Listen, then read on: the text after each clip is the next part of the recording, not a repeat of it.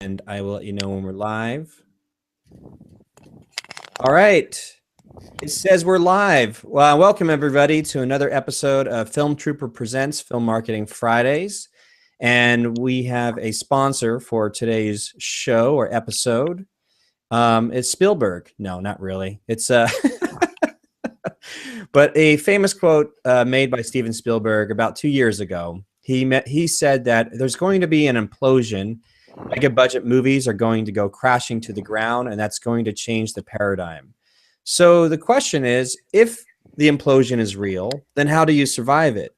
Well, today it's sponsored by the book How to Make and Sell Your Film Online and Survive the Hollywood. I can't even pronounce it. I wrote it. So it's How to Make and Sell Your Film Online and Survive the Hollywood Implosion while doing it.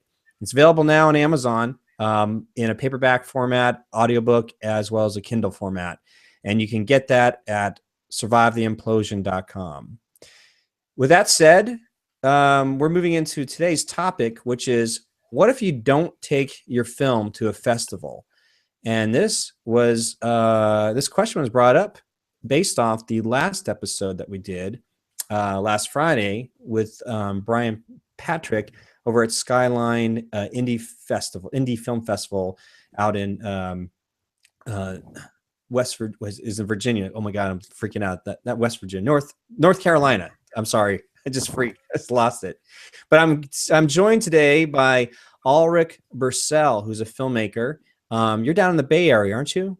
Or yeah, Northern California, San Francisco Bay Area. Yep. Right. Normally we have video when we do these Google Hangout sessions, and we were kind of stumbling and fumbling with the technical stuff. So we're able to I was able to see Alrik, but I couldn't hear him. So we had to switch over to another computer that doesn't have a webcam. So at least we can see him and we can see his picture. So as he speaks, there's a sound wave that pumps off, from it. Alrik, once you I want to share some with people this short film over on Vimeo. It's called Strange Thing, and I want to make sure people can see this. Awesome. Sweet. Come on. Okay, it's happening. You should be able to see that. Yeah, I see the page there, yeah. Okay, cool. What you don't know. Okay, so this is a really cool film. You were an official selection at the Toronto After Dark Film Festival, an official selection at the Morbido. How do you pronounce that? Morbido, I think. Morbido Film Fest. Yeah. And part of the daily short picks at filmshortage.com. It's very cool. So I will make sure to leave show notes to your film. But Strange Thing totally reminded me of like a callback to like Twilight Zone and other goodies like that. So it was very well done, by the way. Thank you very much. Thank you. So let's see here. With that said, throwing back to my big fat head. But Alrik, you had emailed me after last episode, which was the title of that session was, as I click over here, the last session with Brian Patrick was film festivals, yay or nay. And it was really just a discussion of trying to find out the incentives between the filmmakers and the film festival directors or people that put on film festivals to make sure that there's a convergence, or so there's not like shared interest. And it was really helpful to go through that session to really get the behind the scenes perspective of a film festival director and what they look for, as opposed to the filmmaker who has different needs. But the reality was, based off the conversation that we've had, Alrik, was simply, okay, so what if you don't take your film to a film festival? I mean, what are the benefits there? And that's what we're going to discuss in today's episode. I will jump on to the next slide again as I fumble my way here. We'll just get right into the question. Let's see here. Let's go over the incentive of the filmmaker, since we're all here. The idea is to be seen. If you're going to a film festival, what do you want to get out of being at a film festival as a filmmaker? You want to be seen, or your movie you want to be seen. You want to sell the film, that's the dream anyway. That's the desire. You want to build your industry relationships. Essentially, you're trying to look for other money people, people that will see your film, that will invest in the next film. You want to make more films. That's why you're going to these film festivals. You want to be recognized. You want to have your day in the sun. I mean, you worked so hard to make your film. It's nice to be, to get audience feedback and hopefully win an award or two. But it's definitely me-centric in terms of the filmmaker's perspective, which is fine as long as we know what game we're playing, what our incentive is. So the bigger question out of this is, okay, just a recap of what the incentive is for the film festivals. So a lot of film festivals, now we're going to be talking really about festivals that are outside the big, the main festivals we always hear about in the trade papers, so Sundance, Toronto, Tribeca, even like South by Southwest has gotten huge, or even Seattle International Film Festival. But essentially, the incentive of a film festival is to provide a cultural event for the community. Their incentive is to whoever's organizing these festivals. Sometimes it's really just an opportunity to leverage the event for future public service opportunities, because it brings the community together, maybe some industry leaders in the political space, in your local government, or the local community, and this is an opportunity to sort of further those opportunities. They could be, mostly they start these things because they're a lover of independent film. Some of them just want to meet stars, movie stars, or anything like that. But there's also a chance to like say, hey, maybe we can find the next big thing, So those are very crude sort of incentives of the film festival, but you can see where their head is in terms of headspace is in terms of why they put on a festival, and where the headspace is for the filmmaker. And sometimes you can see where they're at odds. So the question is, can you recreate this online? I'm going to go back real quick. Look at it. Oh, the incentive of the filmmaker. Okay, so we look at the incentive of the filmmaker. If this is why you're bringing your film to a film festival in the first place, to be seen, to sell your film, to build industry relationships, to make more films, to be recognized, to have your day in the sun, can this same incentive be recreated online where you're not going to a film festival? So with that said, here's a story of the Thomas Beale cipher. This is short. Are you familiar with this, Alrik? I think I'm familiar with this mainly because I think this is the same thing that is featured on Short Film of the Week's website. Yes. And I read this whole article on their website about what this film did, and I think this was one of the filmmakers, are one of the people who started Short Film of the Week, I believe, or they're somehow related. But yeah. Anyways, I mean, I read this article and I was like, oh, okay, well, maybe I don't even need to go the film festival route on the next project, Yeah, yes. So let's take a look at this. Sure. I can jump over to the actual site, so we can kind of go through this this blog post that was put on.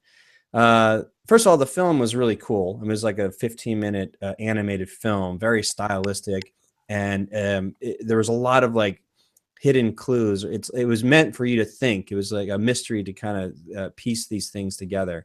I'm not going to, blow it for you, but I want to just get onto this article here. Okay, so you can see that.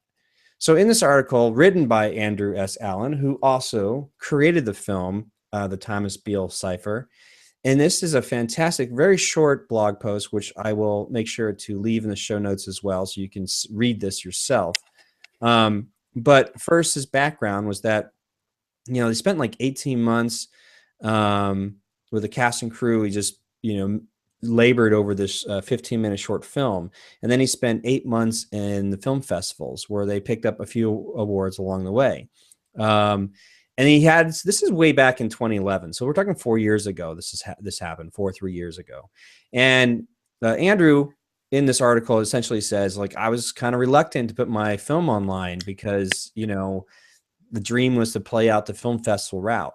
But once they decided to release the film online, they had a launch plan. And this is really important because any product or service or anything that you're trying to get traction on from online audiences, you need to have a launch plan. And this is true for any business, whether or not you're selling like fruit smoothies, or you're selling like the next Taekwondo class or something like that. You need to have a launch plan to generate the interest, and then capitalize on that swell of heat of interest in what you're promoting, and then convert as many as people as you can to eventually what you're selling, or if you're trying to build a following and so on. So Andrew in this blog post here does a fantastic job talking about this launch plan. They knew they were going to go to Vimeo because it had a stronger filmmaking community than YouTube, because they're trying to, grassroots style. They knew they were going to post early. This is really clever. Start early in the morning to allow, traction of the film as it was uploaded. They use short of the week as a springboard. And this is actually really interesting, because this concept of using like short of the week, or anything that sort of like highlights a very specific type of film, the same premise could be used if you're going to use an aggregator and you're going to pay an aggregation fee and you want to get your film on iTunes. They have like this very short window of like new releases, new indie releases, or new and noteworthy. Usually you have to have a working relationship with a strong aggregator or distributor to get sort of that placement. But if you were able to garner enough pre-sales, enough interest on your own, perhaps that aggregator that you paid for, that you use their service, could give you a good word into like iTunes or Amazon to help boost your placement in the shelf space when people are looking through new and noteworthy. But you got to take advantage of that opportunity. I know it works for those people that are putting out podcasts on iTunes. iTunes, for some reason, has this like new and noteworthy window for like 8 weeks. So within the first 8 weeks you launch, if you can garner a lot of subscriptions, a lot of ratings and reviews, and just a lot of downloads, you'll get, the search engines sort of automatically take over in those different platforms, Amazon, iTunes, and they'll put your independent, piece of content amongst some of the top, downloaded shows, available. I know that works for podcasts. I think it works very similar to the iTunes movie, window, because obviously everything that comes up either on Amazon, iTunes, even Hulu, there's always like this new releases or new noteworthy type thing. So it's very interesting that Andrew in this particular film, for even a short film, took advantage of the short of the week. So he wanted to make sure that he got as many eyeballs and downloads and views on his film within this constructs of the short of the week. So we'll go back to that screen real quick again. Okay, share that. So he was very, very intentional, using the short of the week as a springboard. He harnessed his crew, basically everybody he knew, to get as many people to share and post and repost the film, to try to, just catch wind or catch fire. Then they were very, very, very, very smart by targeting key influencers. By allowing this swell of interest and bringing it to key influencers, other bloggers. And they talked about it here in this blog by Andrew, that he crafted a very good email. Like, they spent time crafting very good emails so that it's compelling, that they gave some sort of unique spin or value, and made it easy for the blogger. Like they say right here, make it easy for the blogger to turn around and publish everything that they presented to them. You're trying to make the job of the bloggers, the influencers, so easy that they'll be like willing to, like, sure, thank you for all the information you sent me in this email. Boom, I'll throw it up to my audience and see where it goes from there. And then they say, look, you got to be persistent all day, all week, just to reach out to as many new people as possible. So then the release. So what happens in the release, based off this blog post, is, they had a strategy on Monday. They posted to Vimeo on Motion Grapher, and they got onto Vimeo staff picks. On Wednesday, they went to Gizmodo, Metafilter, Boing Boing. Then Thursday, Daily what, and they got Fast Company interviews. So all this stuff happened within the 1 week span, and eventually got to the Wired article, which is amazing. So this thing, I'm going to see if I can zoom into this graph of theirs, just showing the amount of traffic they did in 2 weeks. So as you can see, like in 1 week, they were able to get onto Vimeo staff pick. They hammered, were able to get picked up by Gizmodo, Boing Boing. This is what we talk about influencers. They took the time to craft a very smart email to convince and make it easy for some people that are working, bloggers that are working on these major blog sources like Gizmodo and Vimeo and Fast Company and whatnot. As you see, there's a big surge within the first week, almost 400,000 views within the first week, and then it kind of trickles off from there.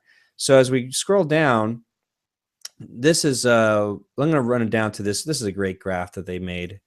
So to answer your question, Alrik, it's so great because it's I know you read this, but for those who are looking at it for the first time, so how does this compare to their festival run? In 8 months, they got about 3,000 views when they ran the festival. 3,000 views versus in about 2 weeks, or in a week's time, they got over 170,000 views on their film. Media impressions. 8 months in the film festival world, they only got 12 media impressions, like bloggers or anybody posting or writing about their film. Within the 1 week, 2 week span, they've got 1,300 media impressions by doing this online. And this is probably the biggest kicker here. They spent over $1,200 to submit to film festivals, as well as do the travel expenses and so on over 8 month time duration. But when compared to the cost of what they put into their effort online, it was $0. And then they talk about here, did they have any industry interest when they got done with their 8 month film festival? No, but they got a lot of interest online because it was an easy buzz, and it was, people were seeing this, and then, they got industry interest as well as a distributor interest, all through putting their efforts online. So that's pretty eye-opening, and which makes it harder. I think the film festivals have to become unique in themselves, and just like putting together a film festival for your local region may not be enough to satisfy the incentive and the desires of filmmakers, especially if somebody can do this, online in 1 week and not spend any money. So with that said, he goes on in this whole blog post Andrew does about, it takes a lot of work. Facebook at that particular time was still the king. And all this kind of stuff, and capture fans. And this is interesting because in this process, this is back in 2011, but he talks about capturing the fans, eventually setting up a link to their Facebook page. What I would recommend here, though, is that it doesn't look like in this blog post, I'm sure he's done it since then, you really want to not put all your eggs on like one basket, like a Facebook page.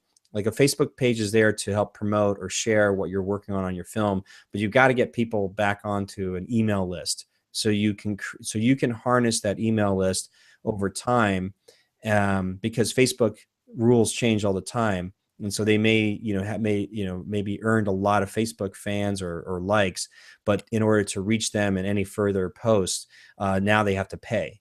That's what happened like in a year ago, is that Facebook changed things. So if you're running a business or a fan page, in order to reach, like, say 35,000 people that you had on your fan book page or your fan page, you have to pay. You kind of have to pay to boost the post, any updates you have, to the people that said they liked your stuff. So that's why it's really important not to build on rented land, and why you need to like take the momentum of Facebook, but offer a way for them to get off Facebook to go to your homepage and sign up for your email list.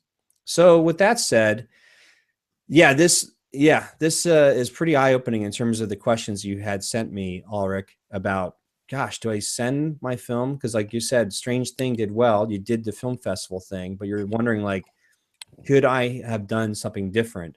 And like you said, you've read this article before, and that got you thinking, like, do I even need to go to a film festival next time around? So I'm going to throw it back on you. Let's see if you have any other further thoughts about this. Well, it's interesting because I mean, I read that article, and then that's exactly what I did. I did all the steps that you just went through is what I did when I launched Strange Thing Online. Is you know, I just basically followed that blog post. I wrote an email. I sent it to probably like 150, 200 different blogs and writers. Trying to get them to write about the movie, and I did the Facebook thing. And I tried to utilize as many of the people on the crew who were willing to also talk about it on Twitter and Facebook. And at that point, it's like 2 years later. I mean, they'd all been to the cast and crew screening. They've all seen it multiple times. Like people were really exhausted of it by then. So I don't really feel like I got as many people engaging with it who were involved with the movie. Rightly so, because they've already engaged with it like a ton by then. But even with all that, like I was still able to get I got like I don't know, maybe it was 10 to 15 different write-ups on different blogs during the release of the film the first week or two, and then one of them was on a website called Movie Pilot, and that brought in 12,000 hits 2 days in a row.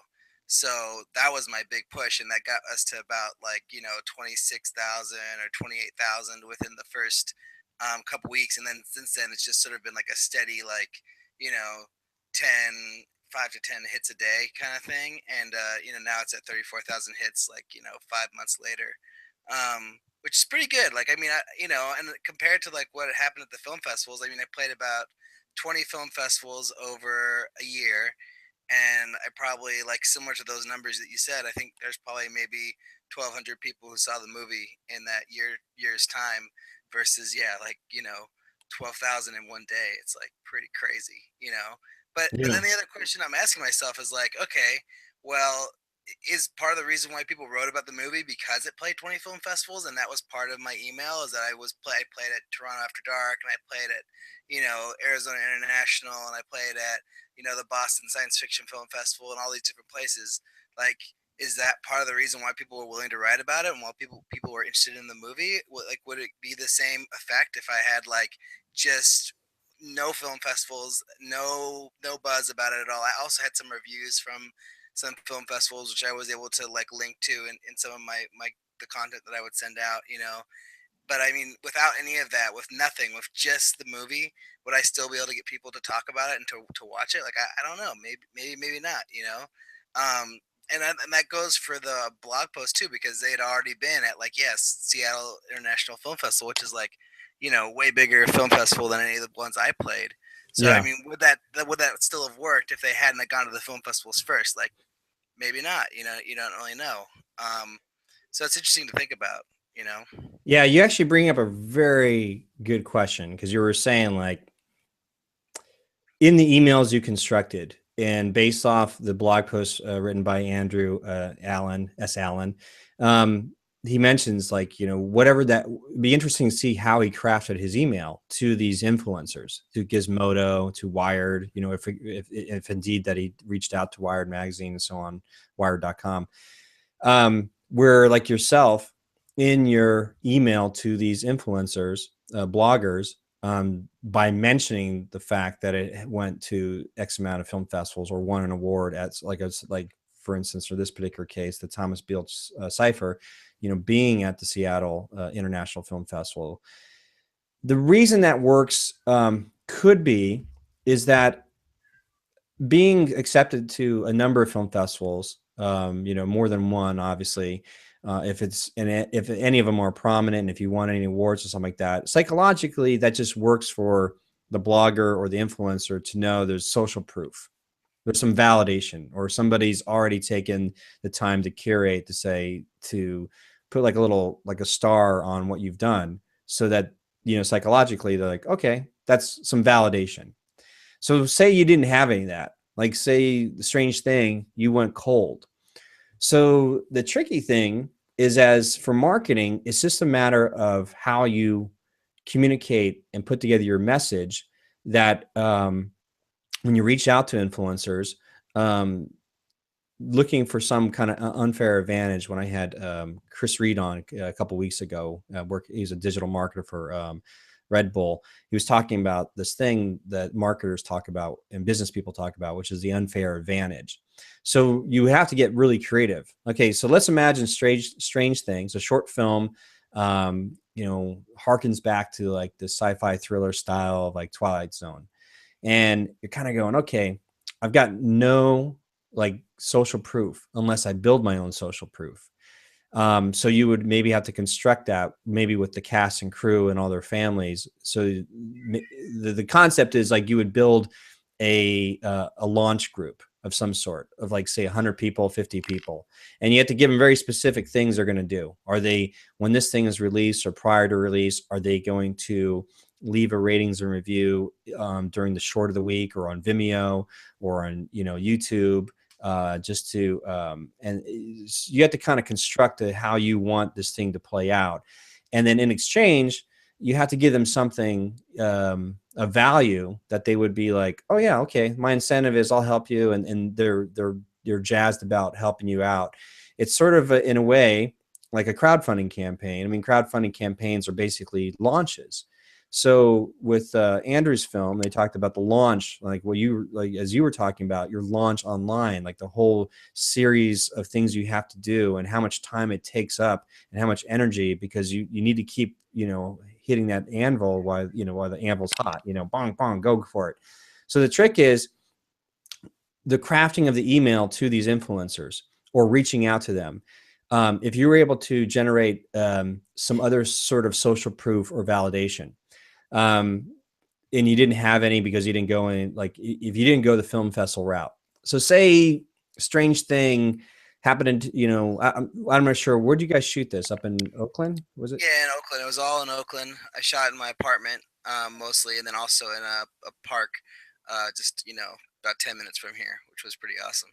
Okay, so this is like a hypothetical, right? Say you start local, but because Oakland Bay Area is a big city. It's not like you're living out in some little town, So you Right. have, because you're in there locally, perhaps there's some people that write about, local independent film or independent film, and you do some research on that particular influencer, and maybe they wrote a story about the park that you actually shot in, something like, this is the famous park that somebody got murdered, or I don't know, maybe like, or they proposed to their, fiance at that very park, what I'm saying is like you had to, when you don't have, when you're starting from scratch, you have to get really creative in the way that you create this unfair advantage or connection. So when you write the email, maybe you're just very selective and saying, okay, I'm going to target 5 of the local press people that talk about independent film, or maybe they don't talk about independent film. Maybe they talk about science fiction,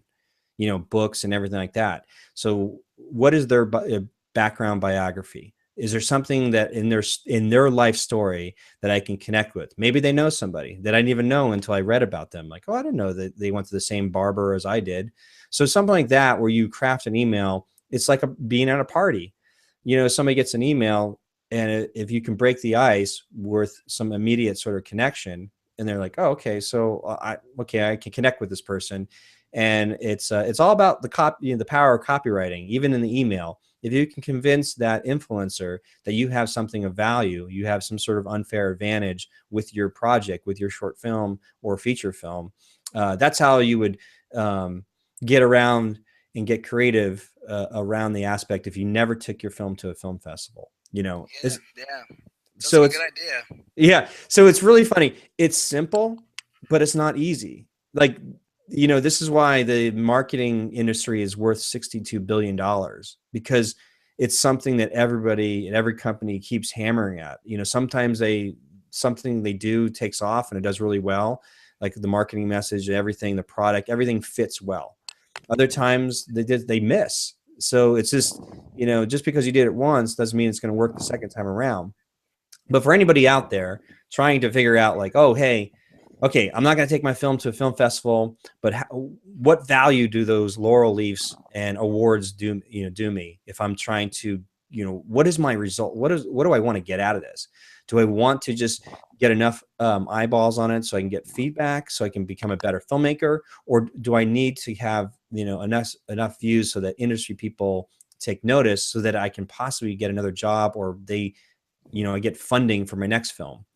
So the thing about, yeah, so the thing about that is, I'll jump onto the next slide because that kind of leads into this question you had about, you know, what's the best way if you make a short film to get funding to make either the next film or make it into a feature film, which is a lot of, it's the same, you know, same question a lot of filmmakers have of like, okay, I got my short, you know, how do I make it, you know, get the money to make the feature? You know, we all can't be the filmmaker of Whiplash, but there's some things that we can learn from that. But Right, right. so here we go. Let's see this one here. I'll shoot over this screen here. Okay, cool. So you see this? All Yeah, right, Sundays. Yep. Sunday. All right, so you know about this film. That's a big example. Yeah.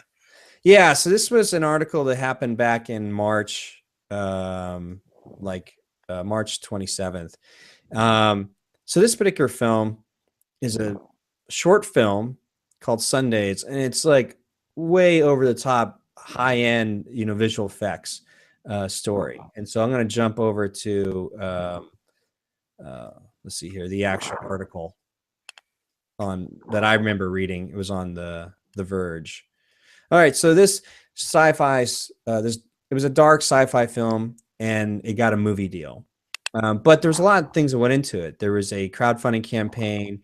It was created by some industry, you know, professionals that were trying to get a concept, you know, made to get sold. So they already had at least an opportunity to be connected to the right influencers. They just had to bring to the table a really fantastic proof of concept.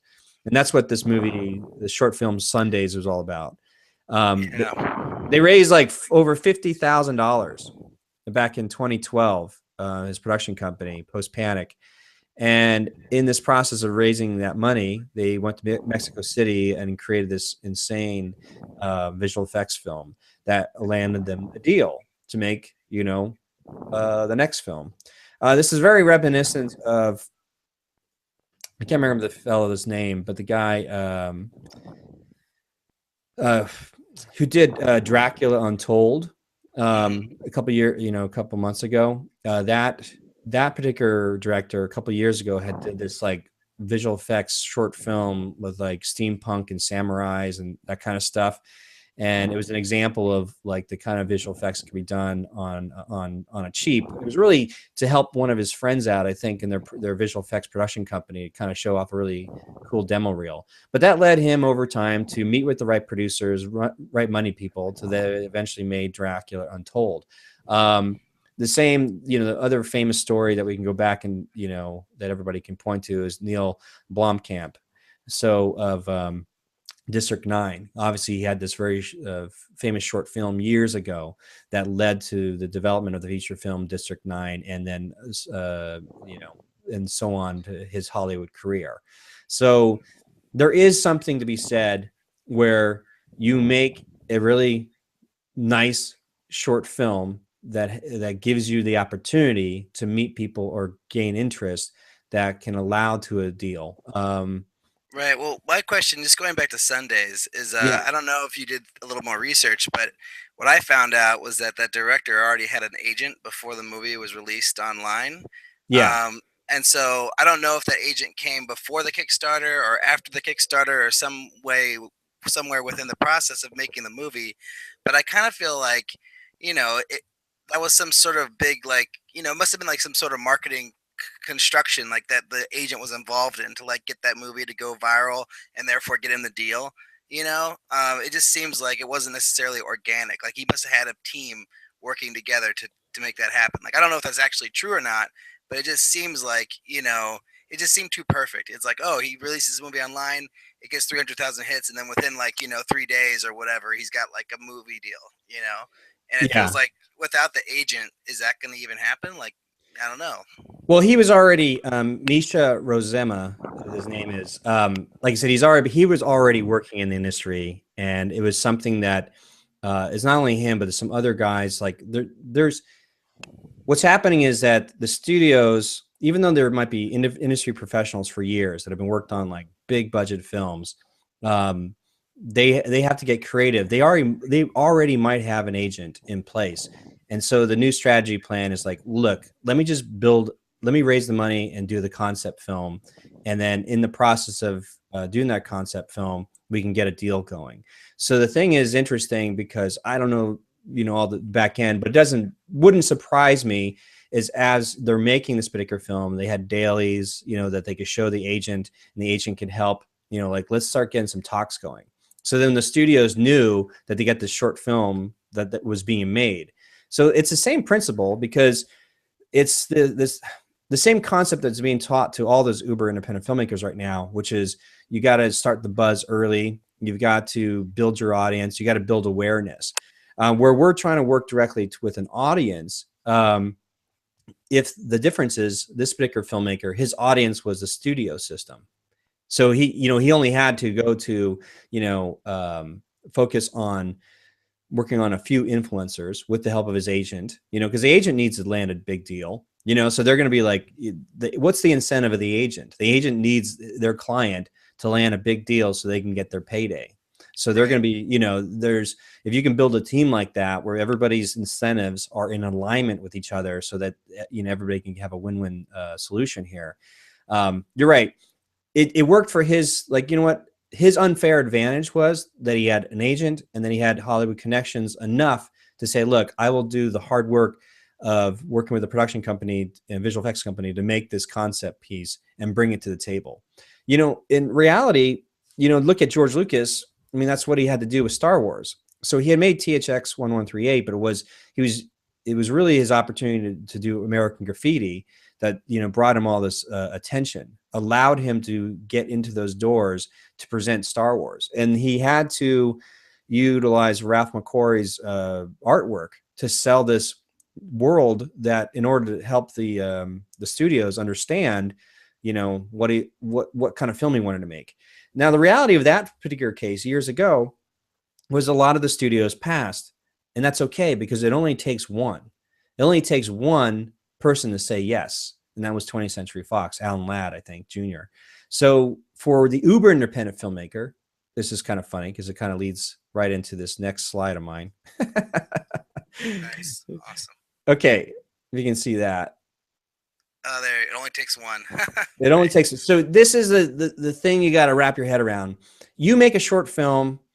If you got to go to film festivals to find that one person, that one investor to allow to invest in you to make it into a feature film or the next film, then that's okay. You might get 99 rejections, but if you get one person to say yes, then that's all it takes. So by putting your head around that, however you get to that one person or that one yes that's going to fund you, you never know. Like your film that you created might strike a chord with somebody like, oh my God, I always wanted to make a film like that, and I'm really rich, or whatever it is. I would love to invest into the next one. I've heard a lot of stories like that aren't part of the blogosphere and the press world, but they happen on a smaller scale. People that are just finding an investor or a group of people that are interested in what they do.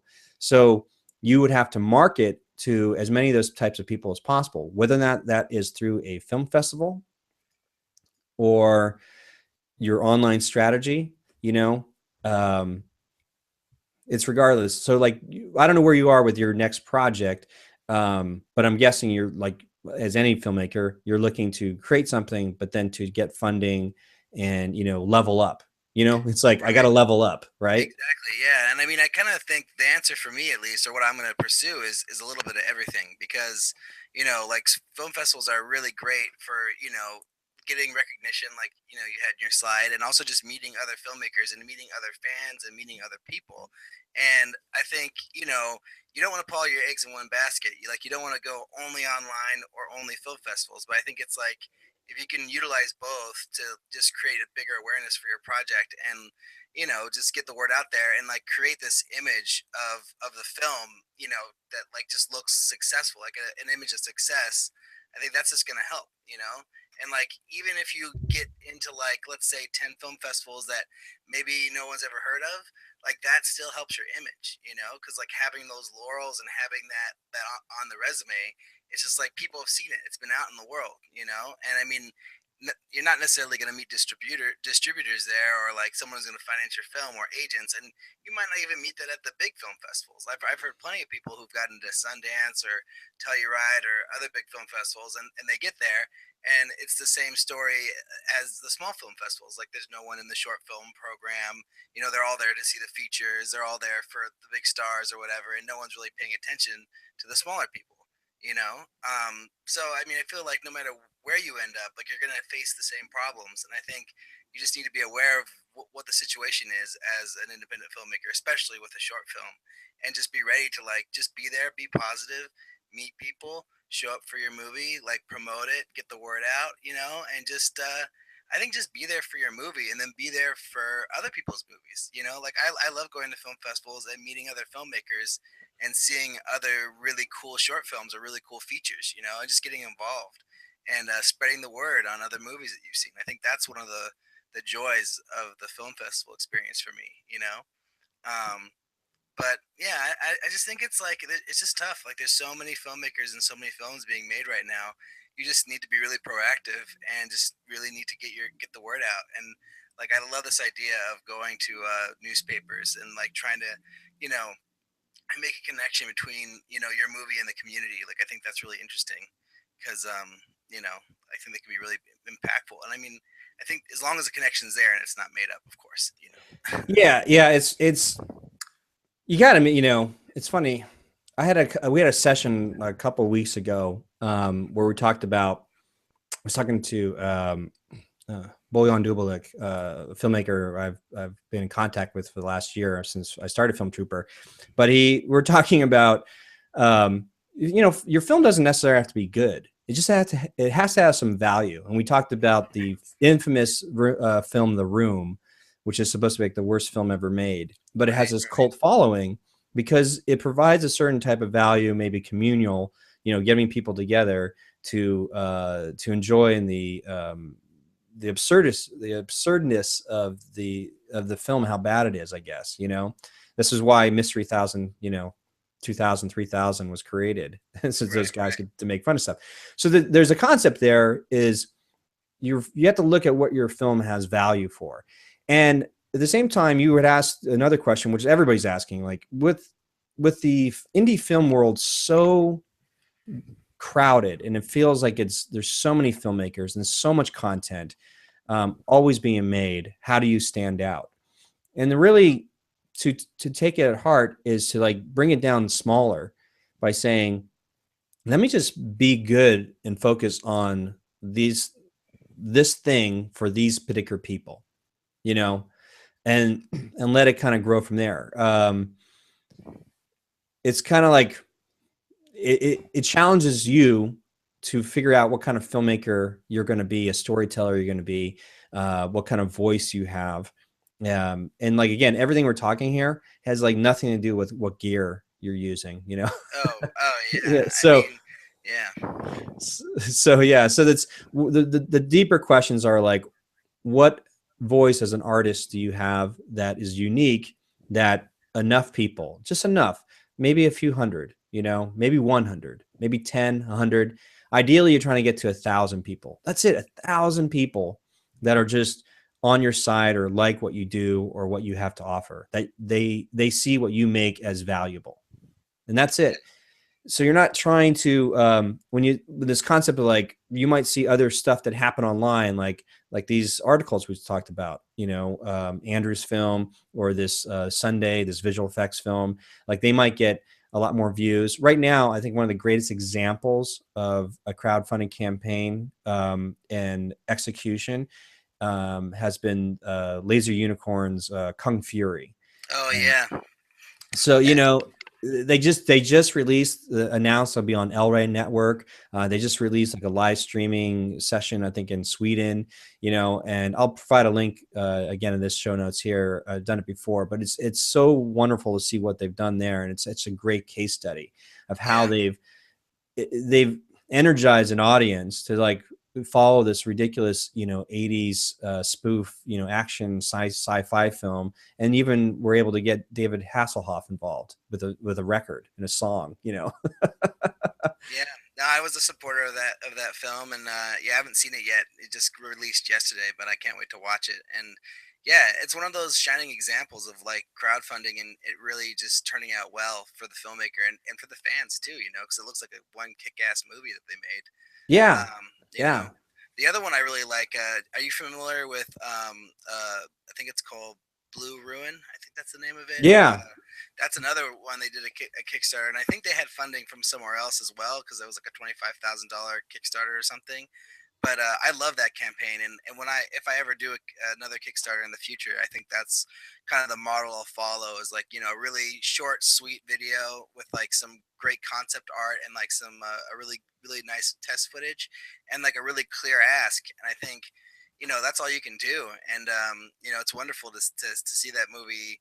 Well, it's funny because like it had great success and it's a wonderful movie, but I think it could have been so much more. And you look at that movie and you're like, wow. So they made this amazing film. They did everything right. They did a Kickstarter, and then still they didn't get a big theatrical release. It's just like I don't know, like what more can you possibly do these days? Like if you do that and you have like such a great piece of work and it still hasn't reached like the big leagues, it's like I don't know. I mean, I don't know. It's an interesting question to ask because it's like I don't know. On one hand, it's a wonderful success. On the other hand, it's like it still didn't get onto like I think it got into a few screens, but it didn't get onto as many screens as it deserved because it's just like such a cool little short independent film. But yeah. It's hard to say. It's we're definitely getting more fractured as an audience because somebody might talk about something. Oh my God, do you see this or hear about this? Um, and you go, oh, I don't even know about that world. Like I don't know whether or not Blue Ruin, because it was definitely like you said. I think his name was the filmmaker. I believe me, I don't remember his name. I think his first name started with as a Jeremy or something. But I think they spent like $250,000 eventually, and he bled himself to death to just try to get that thing made, and then to be able to get into Cannes Film Festival and then get picked up. And like you said, it didn't blow up to like a $12 million release or something like that, but it was still a very solid, good film. But I do wonder whether or not this, from an outside perspective, maybe because the genre was so like Coen Brothers Blood Simple style, that right, that it didn't have a larger appeal, where suddenly somebody who comes around and makes a Disney tween romance of a girl falling in love, this awkward girl falling in love with the school jock, and they sing a few songs, what I'm saying? Like right. there's a difference of like just market demand. It's just demand, supply and demand.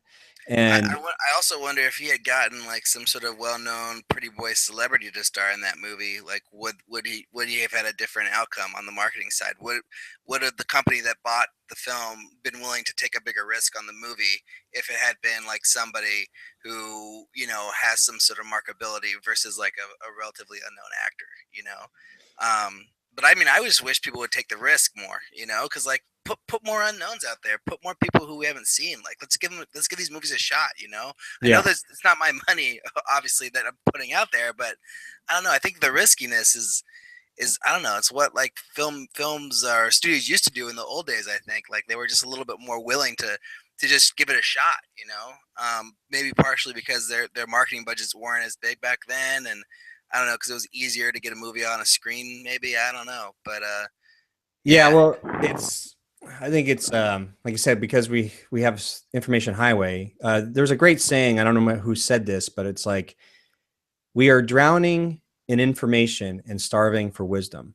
right, yeah, So the thing is we have so many options and so many things to get us distracted. Actually, my morning, jog and walk with my dog this morning, I was listening to a podcast on the Nerdist with Chris Hardwick's podcast, and one yeah, of it's many things that Chris does. But he was yeah, interviewing Matthew Weiner, the creator of Mad Men, and they were talking about this thing where we have on our phones, we're always it's like crack, because you can have just escape. You know, you don't have to focus as much, and you just have to get back and just like, oh, I can get distracted very easily. But Matthew was talking about how essentially we're getting to a place where there's going to be another sort of transcendental like movement, metaphysical movement of just where people just need to calm their minds down, because there's so much information that just need to push away everything just so you can have a moment, just a moment of peace and a quiet thought and some wisdom. So media, film that we're creating, we're asking a lot from an audience because we're asking them to invest their time. And time is feeling like one of the most valuable commodities right now in the world of overload information.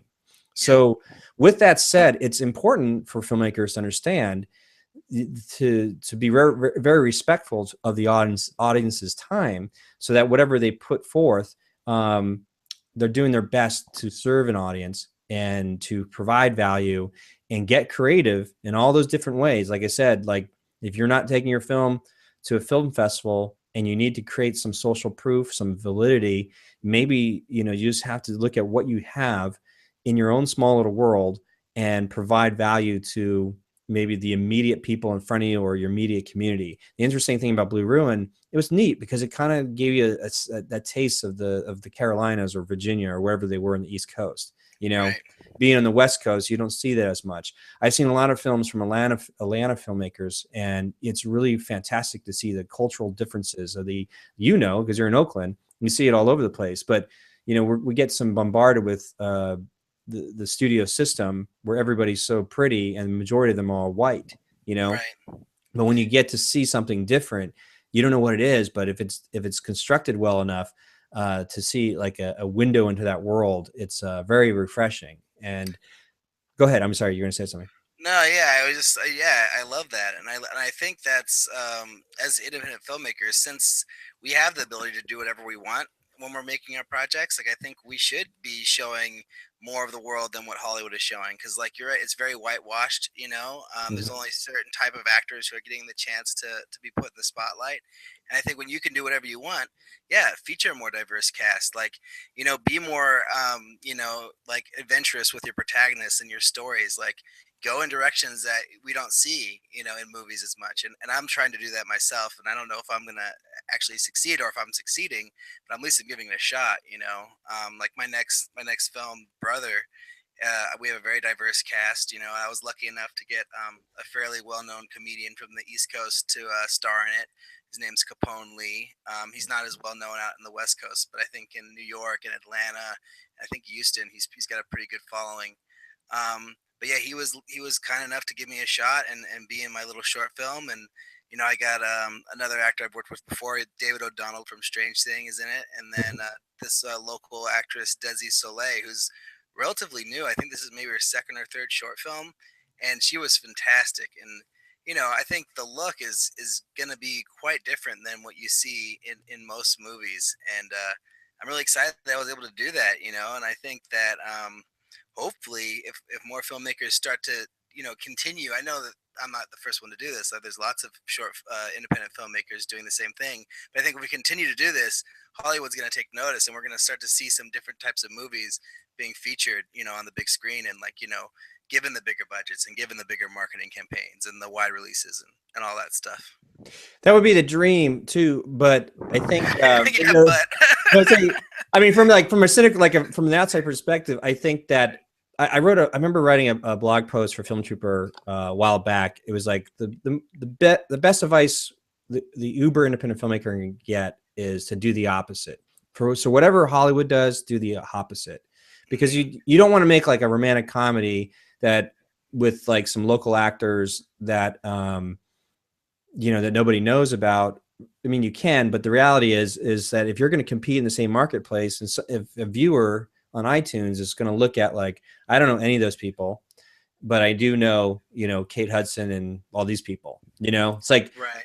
but if they see an independent film, like that looks so bizarrely different. That's like it like the diversity of cast versus and the subject matter, or maybe the trailer communicates very clearly that this is a different beast that somebody would like watch and spend their time on. That's something that Hollywood can't compete in. So if you're, we're going to the marketplace. The thing about like putting your film onto iTunes or anything like that, it's a even playing field.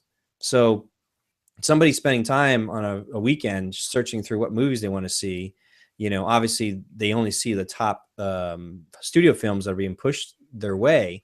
But if they do come across like a recommended that is so different because that's what they're looking for, that's really one of the advantages the Uber independent filmmaker has, which is like you said, take the chances, go opposite of what Hollywood is doing and sort of push the boundaries because one, you're really just trying to find your voice and be like a real clear point of view. Like the stylistically as a filmmaker, as a storyteller, they go, yeah, I don't know what it is, but the way that person puts their film together or the message they put together, I'm digging, and I'm not seeing any of that stuff coming out of Hollywood.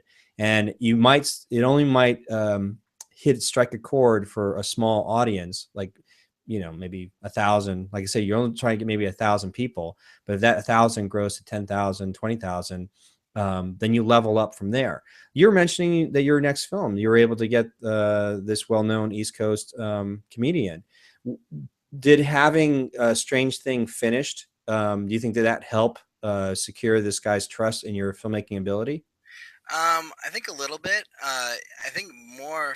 It was just kind of a crazy thing. Like I approached him at one of his shows that he was here locally, and I think he gave me a shot just because I was enthusiastic and I had good energy. Is what he told me later. And he didn't even watch my film until we were already like well into the process. So I think it should have, and it actually is the reason why. So this project, brother, I was able to do with a local producer who I've known for a few years. But the reason why he agreed to work with me on this project was because of Strange Thing. Like, you know, he'd known I've been doing video projects and like he'd seen some of my work. But when he saw Strange Thing, that's when he was actually excited to work with me because he was like, oh man, this is like, high production values. Like you did this on your own. Like I can't believe that you did this while you had a full-time job. Like blah blah blah. And Yeah. so that was what got him involved. And honestly, like I couldn't have made that movie without him. I mean, he brought in like a lot of the crew, and some of them I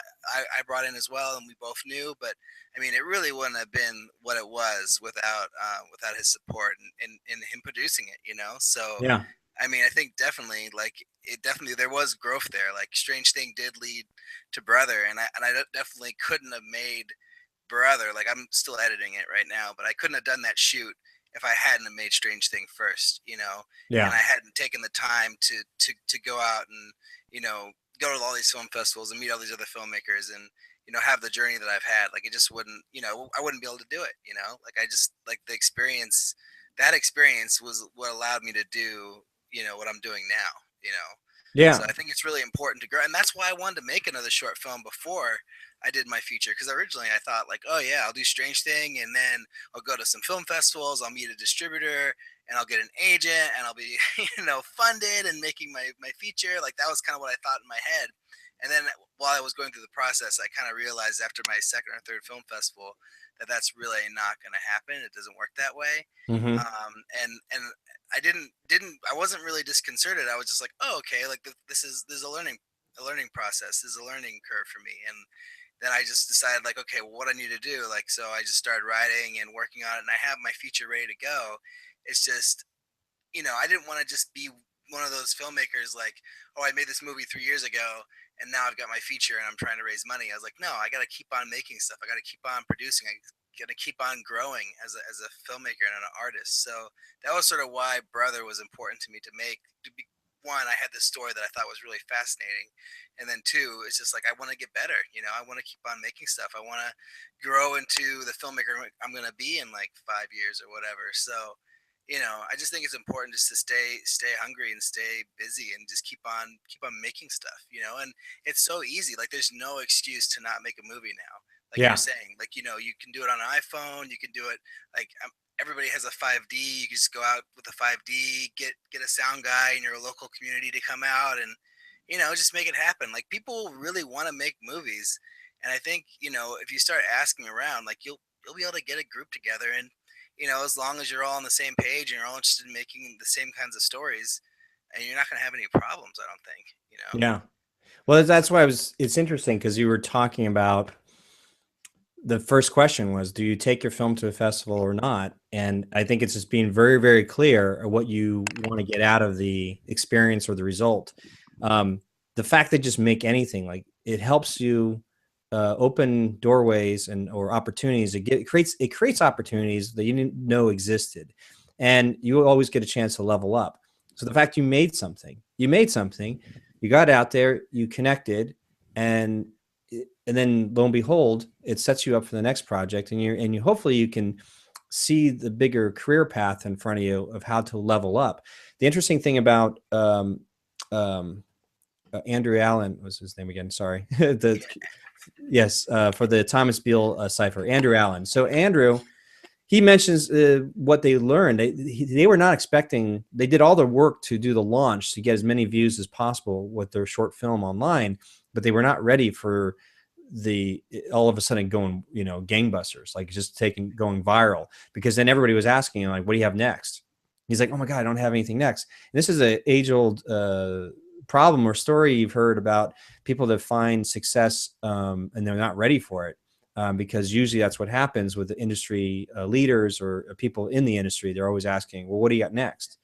So whatever project you're doing, if you have to have a launch, you have to, there's stages. Like, okay, I got to make sure that we push this short film or this feature film. We're going to do it online. We're going to follow the steps. We're going to use an 8-week window to do as much promoting and pushing views or, to get this result, and be ready for if there's an opportunity for somebody says, what do you have next? To have a game plan to capture the heat, because in Hollywood, that's how it kind of works. It's like somebody or some project has heat, just to have a lot of attention, and either deals are made or not made within that period of time that someone has heat or a project has heat.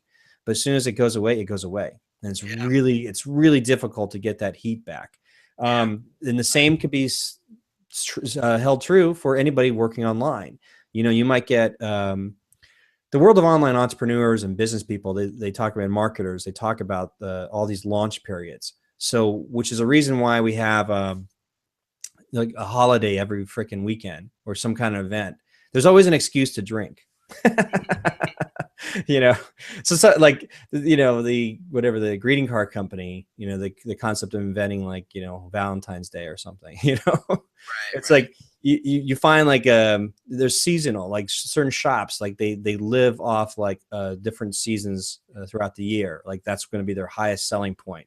So they build everything up for that launch or those sales or whatever, and they try to weather the storm throughout the year.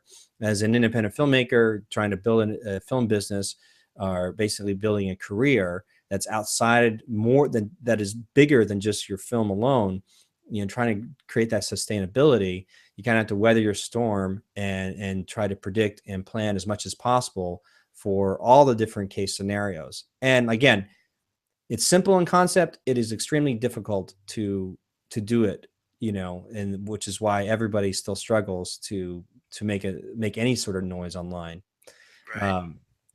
But that leads me to my next slide, and my really sort of last slide is, when in doubt, the only thing to keep your sanity is, I call, serve your audience. A lot of people talk about, you got to find your audience, you got to know your audience.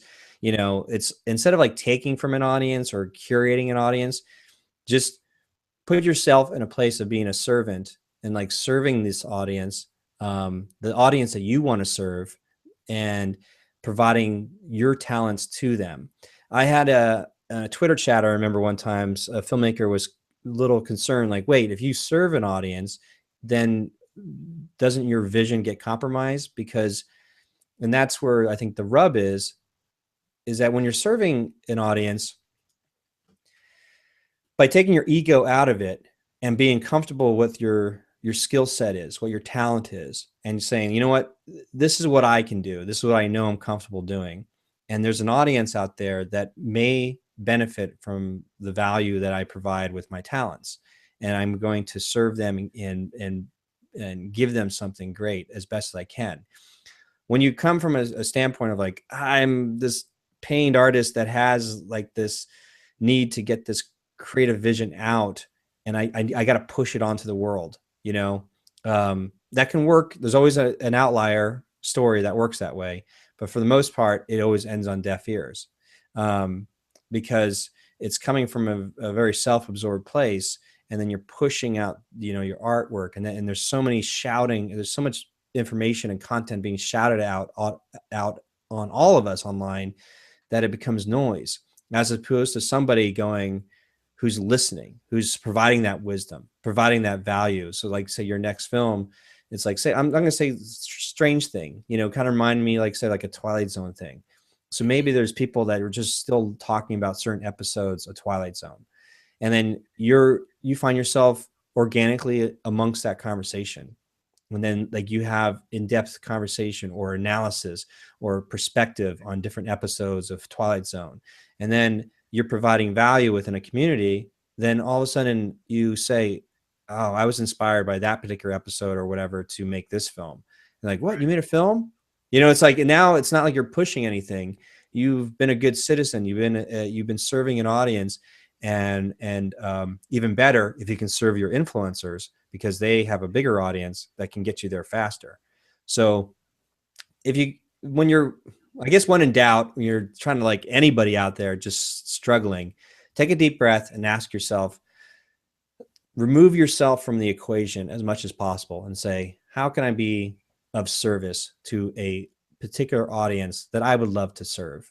You know, if So you you mean like, like by like sharing links and things like that, and sharing content that you find from other places online? Is that what you're referring to when you say yeah, serve your audience, like that kind of thing?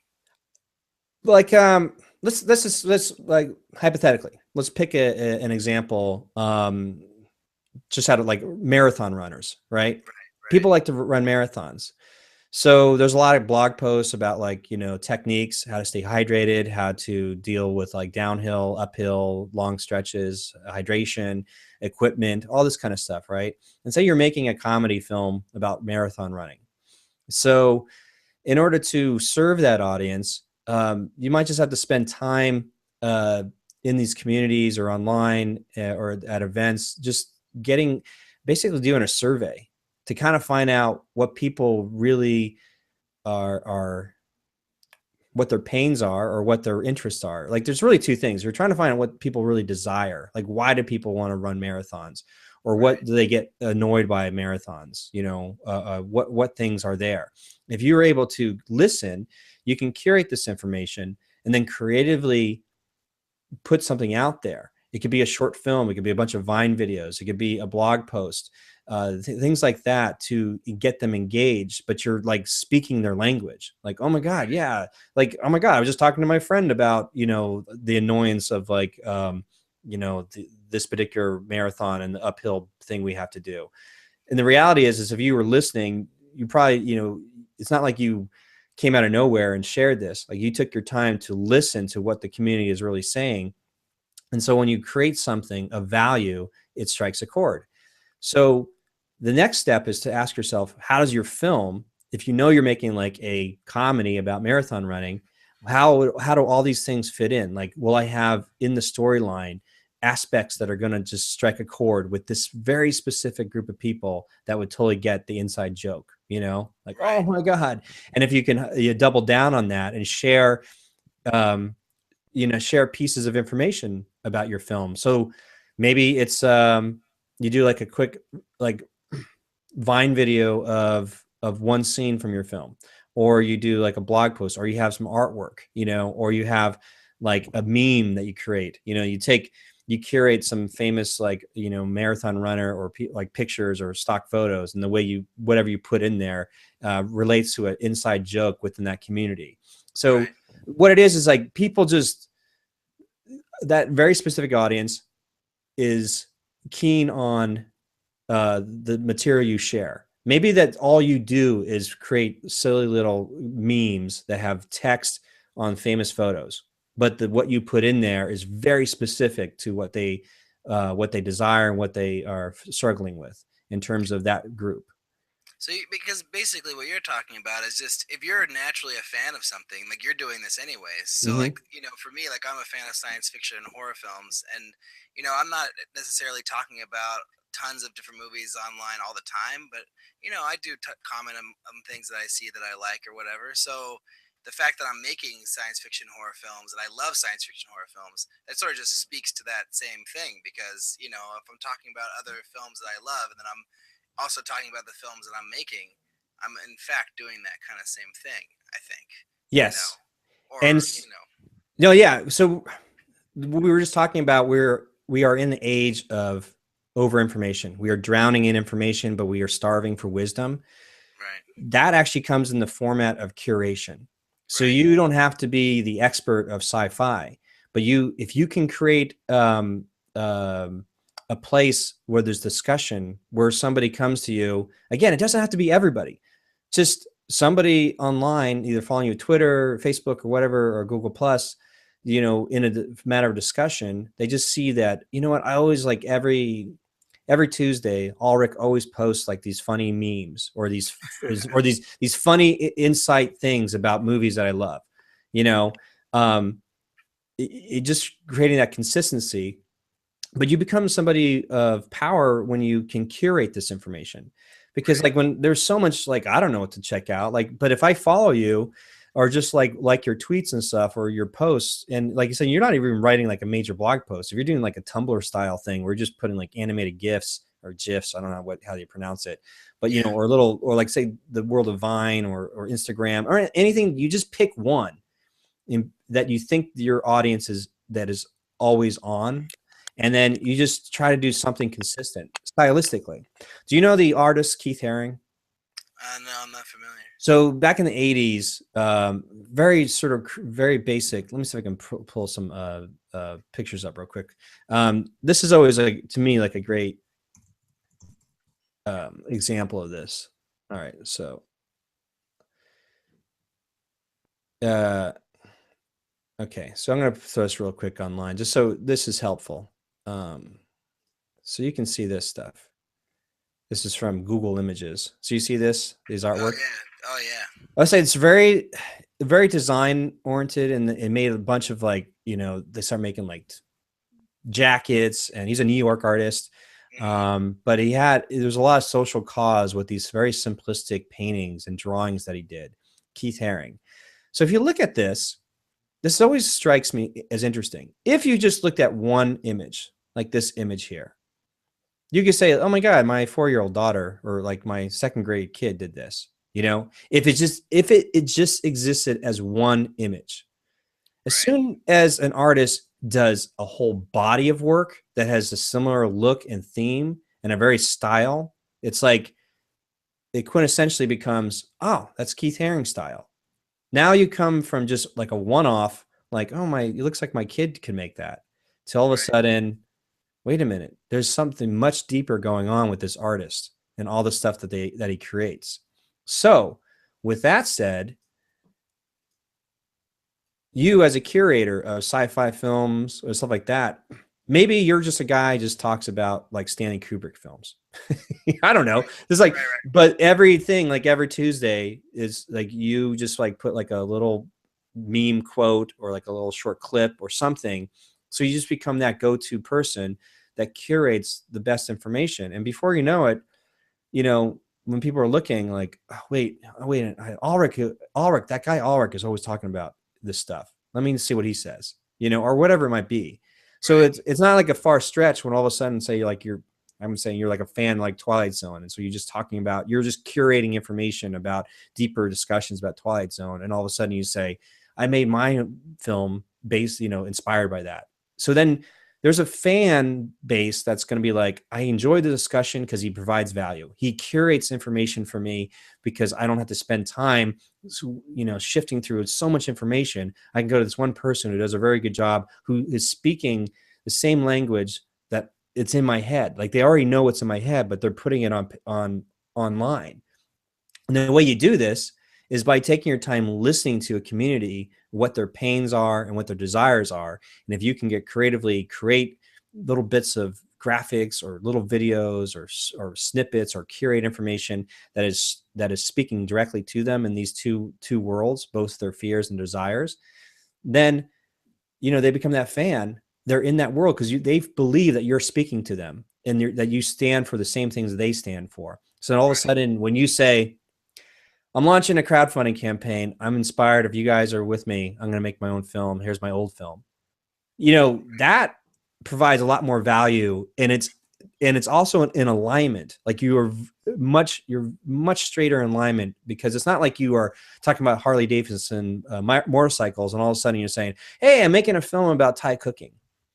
Right. It's like there's not a disconnect. You're trying to make sure that if you're going to make a film, you've already spent the time curating the information and sharing conversation so that it's a no-brainer. Like, oh, cool, you're making something? That is awesome. I didn't even think about you. I didn't know you were a filmmaker. I just thought you were some guy who'd like to talk about Stanley Kubrick or whatever. Like, Right. awesome. Right. Right. So, but that's what I get at when I say serve your audience, Yeah. because essentially you're serving yourself, because you take a step back. You're like, if I'm a fan of this, what would I love for somebody to do?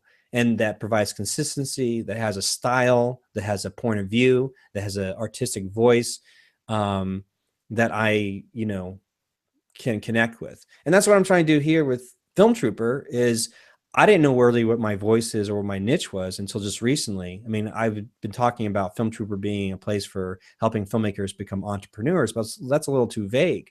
I realize it's much more specific. It's like I'm trying to help the uber independent filmmaker build a lifestyle business.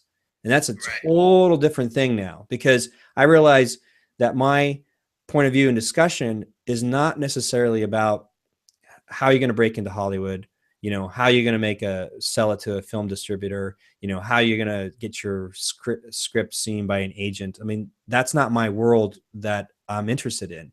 I realize I'm really interested in helping at the baseline level. Like, when all those things don't work, what else can you do? You, as the uber independent filmmaker, can play by different rules and then build a sustainable business online, a la the lifestyle business. And combining those two worlds together is what I've realized what Film Trooper is all about. But I'm sorry, you were going to say something. Go ahead. No, I think I was going to say a lot of different things, but no, I just think it's really interesting when you're talking about serving your audience, because I think like the way that I try to think about filmmaking, and I don't remember who said this originally either, but like, if you're making your film and you're making it for yourself and like you look at what you want to see first, I think that's a really good place to start, and I think you talked about this in some of your previous episodes. Like, okay, if you're thinking about the movie that you want to see, like you also need to be realistic on like what you can actually make, because if you like $200 million blockbusters and that's like the kind of movies you want to make, you obviously, as an uber independent filmmaker, you're not going to be able to do that. Like, you're not going to be able to do that even as like, even if you did have an agent and you're just starting out as a filmmaker, you still wouldn't be able to do that, because like no one's going to give you $200 million to make your first movie, Yeah. unless you're like, some crazy random example, which does happen, and it's unfortunate, I think. but but yeah, I mean, I think it's really important to just like, have a vision of what you want to see and like the kind of movies that you like, and like shoot for that, and like, you know that audience hopefully will exist out there already. And if you've done your homework, like you're saying, and you go out there and you're going on these blogs and websites and you're seeing that this audience does indeed exist, you're probably already in a pretty good shape. And as long as you're vocal about, yeah, like the kinds of movies you like, and you're engaging with the audience before you even have an idea for your movie, if you're just talking about the kind of movies that you would want to see, I think you're right. Like that might be a useful thing. But it's really interesting, like finding where is the uber independent filmmaker gonna, like, what is that gonna look like in 5 years from now? Because I mean, I think that movies are getting cheaper and cheaper to make. Like people can make movies for like, yeah, $500, $1,000, $10,000. Like when I was going to these film festivals last year, like I met these filmmakers. They put together really wonderful, like, it was like a romantic comedy. I think they said their budget was $14,000 and they shot it in like 8 days or something. And Mm-hmm. like I don't know if they found distribution yet, but I think they did. And it's like I don't know what they obviously wouldn't be able to say what their deal is, but I mean I'm sure it was more than, or at least around $14,000, so they make their money back right off the bat. and then there you go. And I think that's probably one thing to be thinking about. If you are like as an uber independent filmmaker, is like how low can your budget be, and still create something that's true to your vision, and that's something that you'd want to see and other people would want to see too. Yeah. You Um, know, you brought up interesting, like for me personally, like so I made this film, The Cube, for $500 without a crew, and it's a feature film. It's not even a short film. And then I was asked, like, "Hey, now you're done with that. Are you gonna try to make something a little bit more expensive?" And I found myself like, you know what? I played in the big playground, the sandbox, years ago when I was working at PlayStation. So I had access to and worked in that world, and it was fantastic. But something artistically, I guess, challenging for me is like my next film I'm working on again is I realize I want to see how far I can go by making my next feature film again for like $500 with just me as the crew. Not to take away from the story, but I feel like I'm not done playing the sandbox yet. I feel like there's more that I can do that challenges me as a storyteller and a filmmaker within the constructs of this very, very strict, guidelines. And we were talking about like serving your audience. So what I learned from this particular film, it had no discernible like strong genre. Like I couldn't say to you, this is a zombie film. You're like, oh, I got it. You know what I mean? Like this was like kind of more metaphysical, tied into like a suspense thing, but it was kind of loose. Um, so the next film going into it, I was like, okay, so what did I learn my mistakes? Like, this wasn't like a super seller, but because I made it so cheap, I didn't go into debt. I actually, if your definition of a successful filmmaker is someone who can make their money back or their investors' money back, then that would be successful film. Well, this would be more than a successful film because I made a profit. Not a big profit, not enough to live, the life of luxury, but enough to go, what if I do the same thing, but I apply the things that I did all wrong, but try to do the right things? Like number one, let's not get too heady and just be straight up like, let's make a scary film. That's it. Like, right. that's it. And so what I've done is like spend time just reading articles and reading people's comments on all these different online communities that follow people that follow the paranormal, people follow horror films, people that follow ghosts, sightings or the discussions about ghosts. And I just spend time just like seeing what people are saying. And what's that done is like I haven't engaged, I haven't said anything yet. I just been somebody who is trying to be a good listener. And it got me thinking, it spurred my creativity to go, you know what my film needs, because this is what they need, is that it has to be, I need to create a very unique villain. I need to create a folklore. That sounds obvious, but you can see like in the storytelling process, like I'm making a scary film. Let's just make a demon attack like this person.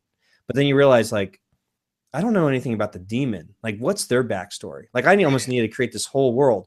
So when I went to the American Film Market at the pitch conference, Tobin Armbrust, who's the executive of Worldwide Media, said, like, if you're going to play in that world, in that genre of scary films, you have to make the villain, more important than any of the other protagonists. Like the villain, the antagonist has to be so unique and so special that it's memorable, because that's what they build the franchises off of. Right. Your Jason, your Mike Myers, your Freddy Krueger, your the guy from Saw, the clown Right. character, all those Jigsaw. So that's important. Not to say it's going to be a slasher film like that, but you have to make the villain very unique. So in the process of doing that, it's fascinating to see just what happened just recently online, the new meme that's taken the internet, Vine world and Instagram world by storm, which is Charlie Charlie. It's the whole take two pencils and you put them on top of each other and you put yes and no on both boxes, and it's like kind of like a Ouija board. And Huh. so this thing just took off like literally this past week, and Wow. the co-producer I'm working with sent me this. He goes, have you seen this? And that's exactly the concept. There is like there's an online audience looking for this viral sort of connection with sort of like this paranormal fun, cheap thrills. And then people made a lot of great sort of parodies of it. Anything that becomes popular on viral, it's the greatest compliment to have a bunch of like spoofs made of it right away. Oh And yeah. so um, that gets you in the right mind space, my headspace and mindset, because you as a creative person are not creating something in a vacuum. You are responding to like, my God, look what people are, are really eating up here. What can I create that's going to be unique enough, that's going to be of service to them, but also service to me? Because I feel like as a creative person, it's like, I wonder if this will take off. If I created this story about this particular demon or whatever, and I put it out there in different ways, will it get the same response, or will it take off? Because this is like even before you make your film, you can even see if the villain that you're creating has any legs. Because like I can put it out there like in different, maybe a Vine video or like blog post or like a meme or anything like that to create sort of interest and see what people respond to. And if they don't respond to it, like they go back to the drawing board and go, well, that was a terrible villain, Right. Well, how do you know if you're even reaching people with what you're doing?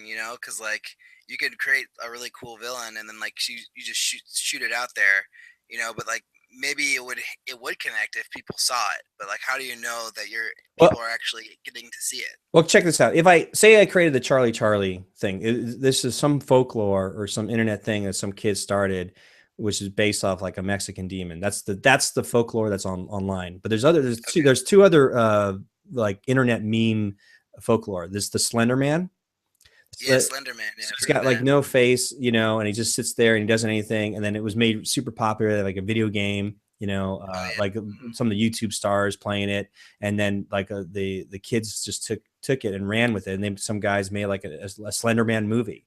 The whole point was they didn't create the character. They just decided like, oh my God, there's this huge viral thing going on with the Slender Man. Let's just make our own independent movie based on the Slender Man. And then there's also Jeff the Killer. This another meme. If you talk to kids, they all know about Jeff the Killer. They're scared of it. So this is, the Jeff the Killer's in your closet or something like that. So these are the types of things. Like nowhere did anybody make a movie. Like just like throwing up like an image that you could create up in Photoshop, or you draw, or you take some photos and Instagram, anything that can sort of create this feel of what perhaps this villain is or what the folklore is. You can see years ago if somebody create like the Bloody Mary myth, you could totally see, because you see that online, like a bunch of kids like, I'm going to do the Bloody Mary chant. Here I go. Bloody, Bloody Mary, Bloody, Bloody, in the mirror, and see, and somebody does something online. I mean, that's stuff that we can accept. So that's how what I'm saying. It's in the business world, they call it like the MVP, the minimum viable product, creating something so inexpensive, but you're testing the market. You're throwing it out there to see what sticks and what doesn't stick or what takes off. So that's what I'm saying is like, you don't have to go full bore and create like a full end movie, but you can test the ideas creatively in various formats. Written blog posts, animated GIFs, just still pictures with graphics or some, text on it. Anything you can do to sort of get the creative juices flowing and to test it out with an audience that already exists. And you could do it so, they call it in the world of Jeff Walker, who creates the product launch formula, he calls it the shot across the bow. I mean, you've got to create something just so people like, ding, it hits their brain a little bit. They might not know where it connects to, but if they see it again and they get the impression again, like they see the same thing over and over. And then a year later, a movie comes out and like, oh yeah, I remember hearing about that folklore. Like I guarantee somebody's going to make a movie about Charlie Charlie. So, Right. you know, you know what I mean? Because there's enough like social psychology out there where people think like, yeah, I remember hearing something about that. Look at this. There's a movie, Yeah. Well, I wonder, but like my question is like, so who owns Charlie Charlie? Does they want to own it, or does like No. it's up to somebody else to just say, hey, I have the copyright on this, or write a script and then put their copyright and then they own it or something, or like how Urban does that legend. even work? I think it's just Urban, urban legend. You it just create becomes an something. urban legend. Okay. Urban legend, like the Slender Man. I don't know where that thing started. Nobody really does either. I don't think so. And the guys who made a movie, it's not like they had a license. It's just, or they made a Bloody Mary movie or the Ouija board movie. It's the only person who has like rights to the Ouija board is like, I think Parker Brothers, if you use their board. But Right. the whole point is like, you take something of common knowledge or whatever it might be, and then you create something from that. I'm saying in the scary movie or the sci-fi or like any film that you get yourself involved with, taking time to be a good citizen within that community And again, sometimes it's not saying anything at all. It's just being a really good listener and kind of figuring out like, you know what this group of people really need or what they really want. And they're not really outwardly saying it, but based off all the feedback that they give, it's like, man, you know, somebody really, this group of people would really just probably go crazy if I created something like this. Right, right, And that's what you need to ask yourself, and again, why you would want to serve an audience, and that'll, and by serving an audience and getting feedback, you're like a, you know, a stand-up comedian. A stand-up comedian lives to be on that stage hearing laughs. That is right, just that is fuel for his soul or her soul. right, So as filmmakers, we need to have that, you know, periodically. We can't just live in a vacuum and then push our film out to the world and then get rejected or get, you know, or, you know, whatever it might be. It's like right. we need that constant sort of support all the way through. So Hmm. that's why that is my big takeaway is why you would want to serve an audience and Hmm. take your ego out of it. Well, oh, sorry, go ahead. My other question was just like, so once you have your MVP, like, and I don't know, would you even could you consider a short film to be an MVP? Was or Yeah. is that something completely different, or is it its own entity, I think it all depends. Like short films, like look at if you're really the tools, it's crazy. Somebody could create a short film over a weekend. I mean, they're doing these 48-hour, you know, film festivals. I mean, Right. it totally can be done, you know. Oh yeah, definitely. So it all just depends. Like if the you know, I put it this way, I kind of just been watching a lot of Vine videos lately. I don't even know what's gone on. It's honestly the other night, because we have Apple TV, we were able to like use AirPlay, and you can toss whatever's on your phone or your iPad onto your big screen TV. Right. And you know, this is a night we're, you know, after like watching Game of Thrones or whatever it is. My Hmm. daughter's like downstairs, and I wanted to show her some really quick funny thing from one of the Vine stars, and it was like a collection of like the best of Vine of this particular guy. I forget his name, but my goodness, it was like a half hour long that we could have just stayed and watched the whole thing. We got through like 10 minutes of it before she had to go to bed, but there we were as a family, laughing our heads off, being thoroughly entertained by these 6-second little movies that were just one after another. Boom, boom, boom, boom, boom. They were so funny. And you couldn't wait. Like some of them were better than others. Like it'd be like a little, like a lull. And all of a sudden, like 3 of them in a row were just so hilarious. And Hmm. we came out of that and my daughter was jazzed. Like she's like so jazzed. She's following the guy now, like being on Vine. She's sharing these quick snippets. So when we say the world of filmmaking and short film, you know, like when we say short film, like are they a microfilm, you know, like a really tiny one like that? And there's a whole art form to it of telling the story that could share the same idea creatively. So whatever the sci-fi thing you have, you know, maybe you have a series of very short films, these microfilms that kind of just give enough of a sense of what your film is about that you can get audience reaction from. Because you just want, that's the whole point of the MVP is like just put enough out there that you can get customer feedback, because this is like software developers need to know, like, is this software that I build, if I put it out there, would anybody want to pay for it? And if so, what bugs or missing features that we don't have in there that they want to see in there? So the concept of software developer is like Instagram was famous because they thought Instagram was going to be one thing, and they stripped everything down to be like, let's just make it a single camera sharing photo app with a few filters. Their original goal was to be so much bigger, but because Hmm. they got audience, you know, customer feedback, they reduced the features to make very simple. And again, this is an excellent example of a company that said, there's so much noise and so many options out there. There's something beautiful about having something so simple and so clear what it does that it just takes off and then Yeah. sells for billions of Facebook. So you as a filmmaker, an uber independent filmmaker, could help calm down the noise of the internet. If you can focus on whatever the theme of your story, the through line of your story, the message that you've drawn in the sand and saying, this is what I'm trying to communicate. And I can do it in the most, you know, simplest forms. So people are like, I get that concept, you know. I, Right. you know, anyway, that's what I mean by MVP. serving Right. the audience, Right. and whether or not a short film is going to answer that need or that value for that particular audience you're shooting for, it's remains to be seen. Like Right. how many times have you heard these stories where somebody builds something, they spend a lot of money, the production value is really high, and then only a few people respond to it, and then around the corner somebody just took an iPhone and just recorded like their cat jumping into a windowsill. And they You have know, like the, millions of hits. yeah, Yeah. yeah. And you're just like, like you could have created this whole stage thing with like the camera on like a slider, it's like on a drone or whatever it might be. Right. But the performance of the cat doesn't live up to the cat that's getting more views than you because somebody just caught it, the instantaneous, opportunity of something funny happen. Yeah. Um, Well, it happens all so the time in marketing, Like yeah, I work in corporate video, and like, you always get approached by companies like, oh, we have this viral video idea. We're gonna make this. We're gonna get tons and tons of hits, and they spend like, $10,000, $20,000 making this video, and then it gets online and it gets like, 200 hits or something. yeah, It's just like because you can never know what's gonna go viral. You never know what's gonna like react to an audience, and yeah, then it's also just pushing it out too. I think like because you can make a great video, but if it doesn't find an audience or you don't find the audience for the video, then you know there's no doesn't really matter, right? yeah. It's true. Like, for instance, like this. Here's the failure about Film Marketing Fridays. I'll tell you.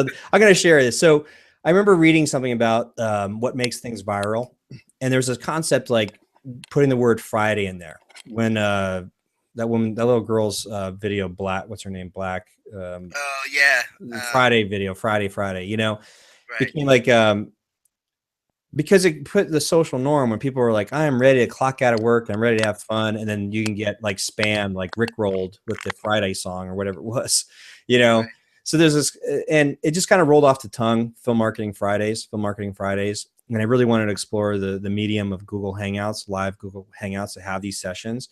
But I know exactly why it's not really blowing up, because number one, it's on a Friday. Most people are not going to be sitting around. Most people aren't, after long weeks of work to sit down to listen to an hour conversation or engage in an hour's conversation. Some people are, but it's not, already I've kind of set myself up for a very hard challenge because it's on a Friday.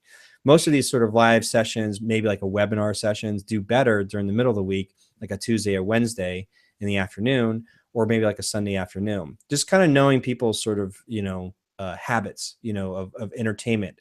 Because right now there's a lot of people out there just, screw it, man, I got to go see a movie. I'm out. It's Friday night. I'm drinking. right, exactly. Yeah, So everyone wants to get away from their computers on Friday afternoon or whatever. yes. So I'm looking at this, and then on the same time, I haven't been very consistent because of different guests I have on. I try to accommodate where they are. Like I've had people from New Zealand, from Brazil, from Germany, from Ireland. So to get them on to have this as like West Coast time, if I had a set time all the time, some people can't join me live because they're asleep half across the world. Right, So it becomes one of those things. The problem is that trying to service too many people, you service none. So if I just made a call, like, you know what, it's not going to be Film Marketing Fridays. It's going to be Film Marketing Tuesdays. right, Film exactly. Marketing, and it's always going to be at 3 o'clock Eastern. I mean, or Pacific. Right, That's it every time. And then I just double down on it, just like Keith Haring did with his artwork. It was consistent. He stayed consistent and it had a tone to it. I need to draw that line in the sand and say, guess what? I'm wrapping this all up. I'm relaunching the show. And I could do that. It's like that'll probably be more successful by announcing that I'm going to have a new launch for the show. But then I've got to deliver it week in and week out and have a very sort of set format to the show so people get comfortable knowing, like, oh, yeah, Tuesdays, every Tuesday at this time, Scott's doing his thing. And if I miss it, I can catch it on this link. right, I've been like, I'm aware of it. Just because I know it doesn't mean there's still all these things I have to do to apply myself to make the changes. And right. But don't you have it on a podcast, right? So don't you release it yeah, I probably do. at the same time on a podcast every week or something? I do. Yeah. So Yeah, that's that how I found helps. you. Yeah, I mean, I was looking for a filmmaking podcast, and that's how I came across this podcast. And you know, there's a lot of filmmaking podcasts out there. It's just it's funny. I think it's hard to sift through all the different options, you know, and like which ones are actually going to be about filmmaking and which ones are just about, you know, more like entertainment news, right? Like Yeah. or like reviews or gossip or whatever, you know, because I've been trying to find more and more podcasts like this, and like I'll either find ones that are old and like, you know, done with, or ones that are just like review and interview Yeah. podcasts, which are great, but you know, I already listened to like 4 or 5 of those, you know. But Yeah, there's a deeper question. It's interesting. Like I knew that I was going to have I was getting too spread thin. So I was like, well, I love doing the podcast. Once in a while I'll do the interview series, like the more Skype call. But for the most part, I was just going to kind of double down and just do these film marketing Fridays. I enjoy them. I enjoy talking to just regular filmmakers like yourself that are trying to work out the problems and ask these very specific questions. I get more value and benefit out of it. And I hope the people that listen to the show as well get that too. Um, but like I said, I'm kind of aware of like how I could double down and restructure the show to make it even more viral. And it's probably something I'll have to do. It's like I know I have to do it, but applying yourself, where does that come into so many things that you're doing when you're running solo? Like, okay, I'll get that eventually. Right now, I got to sell this book, or right, really, what it is like I'm trying to get everything squared away so I can finish the next film and get on the next film and share my experiences by saying like, hey, so I made this film. Here's all the things I did wrong with it, and this is the next film, and everything that I'm going to try to do right based off everything that everyone else is telling us. But let me just be a crash test dummy for you guys and show you what's working, what's not working. right. Yeah, I don't know. To me, I think it's just like, you know, picking the thing that you can do, because like, you know, there's so many things as an independent filmmaker that you could be doing or even should be doing. You know, like all like the social media thing stuff, all the marketing things you could be doing, the blogs, like the website, you know. But I think to me, like what I want to be doing as a filmmaker is just making films, you know.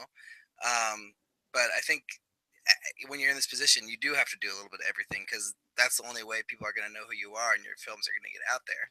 So I'm really glad that you're out there, you know, with Film Trooper and doing the film marketing Fridays, because it's like I get to know like what things I could be doing to, like, you know, reach my audience and build my audience and serve my audience and all those things.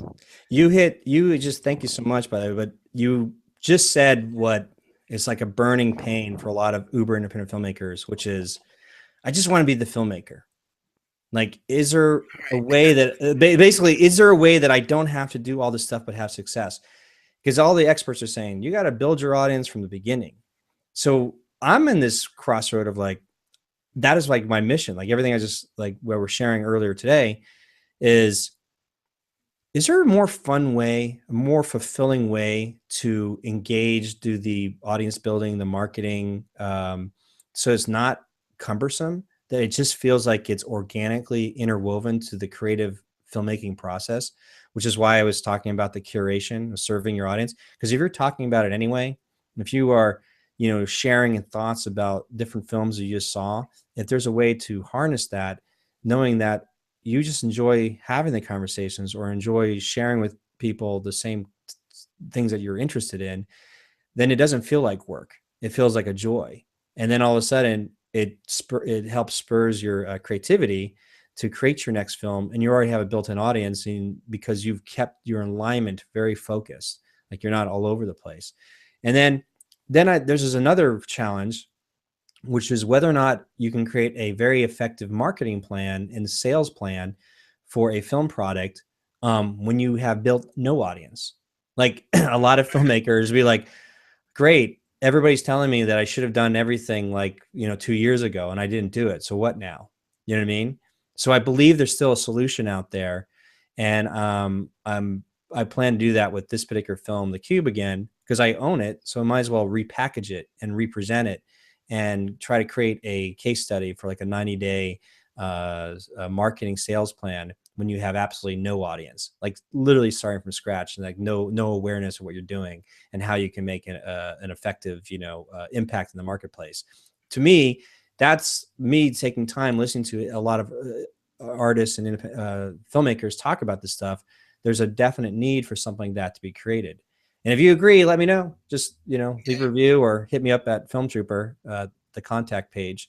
But just because all the experts are telling us this one thing, I think there's a disconnect, because the reality of a lot of us, it's like, well, I'm not in that boat. How do I get around this? So that's what I'm trying to explore.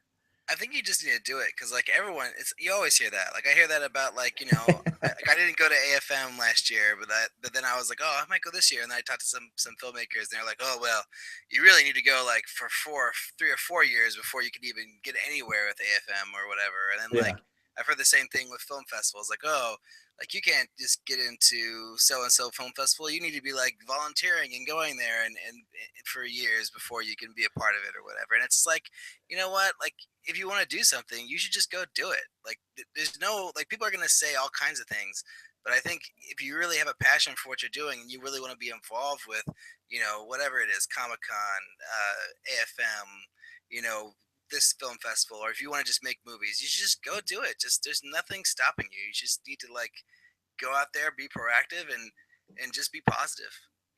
Like, I think Yeah. that's really what's most important, and like, you're saying in your thing about film festivals, like, it's all me, me, me, me, me.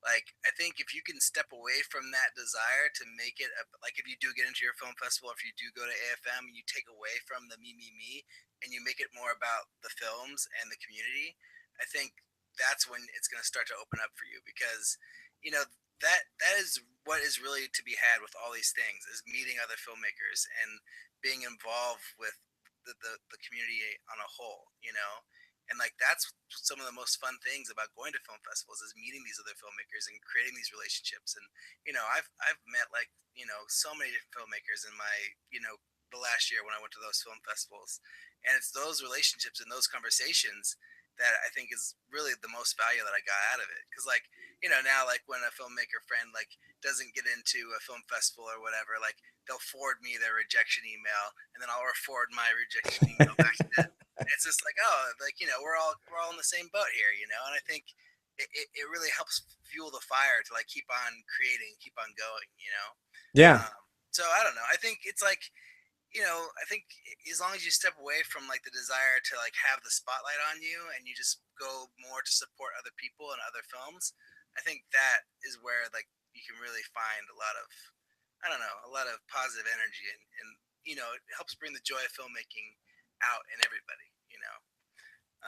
Agreed. Yeah. But I think it's a perfect place to wrap it up. Yeah.